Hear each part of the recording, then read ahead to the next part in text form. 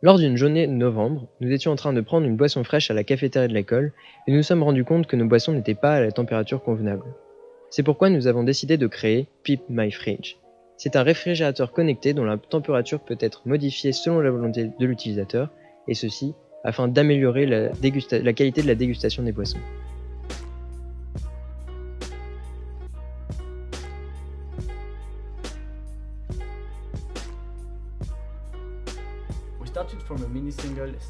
Nous sommes partis d'un mini frigo monoplace que nous avons transformé en véritable machine connectée avec l'utilisation de différents capteurs.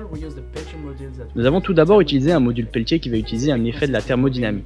Cet effet consiste à faire déplacer de la chaleur à travers des semi-conducteurs N et P placés en série. Ce déplacement de chaleur qui est effectué entre deux plaques thermiques va transférer la chaleur de l'une des plaques vers l'autre et ainsi refroidir une plaque et chauffer une autre. C'est l'effet Peltier. Nous avons ensuite utilisé le capteur DHT22 qui est un capteur de température et d'humidité. Il va être branché sur notre carte Arduino et nous récupérerons ensuite les valeurs de température et d'humidité qu'il nous envoie. Enfin, nous avons utilisé des thermistances qui vont détecter la température. Les thermistances fonctionnent par d'importantes variations de résistance qui sont proportionnelles à de faibles variations de température. Ces modules mis ensemble nous permettent de récupérer la température à l'intérieur et à l'extérieur du frigo, ainsi que l'humidité à l'intérieur du frigo. Ces différents capteurs, ainsi que toute l'électronique du frigo, ont été connectés ensemble grâce à l'aide de nos meilleurs électroniciens.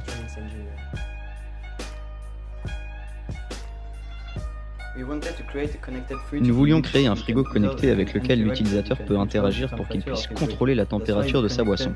C'est pourquoi nous avons connecté nos capteurs sur une breadboard pour créer un circuit électrique.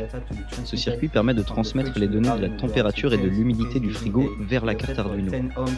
Nous avons opté pour des résistances de 10 kΩ qui nous ont permis de réduire l'intensité du courant de notre circuit électrique.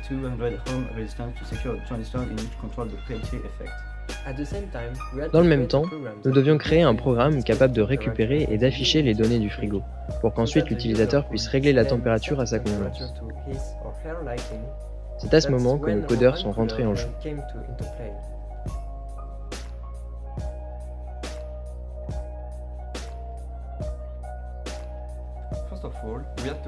Nous devions tout d'abord créer une communication entre notre Arduino et le langage Java, pour que les données récupérées par l'Arduino puissent être envoyées dans le programme Java.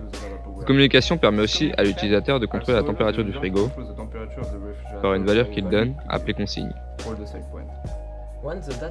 Afin de pouvoir visionner les données et d'enregistrer les commandes de l'utilisateur, nous avons créé une interface en Java.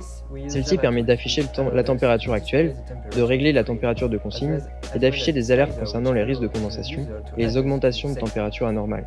Nous avons également un graphique qui nous montre l'évolution des températures enregistrées.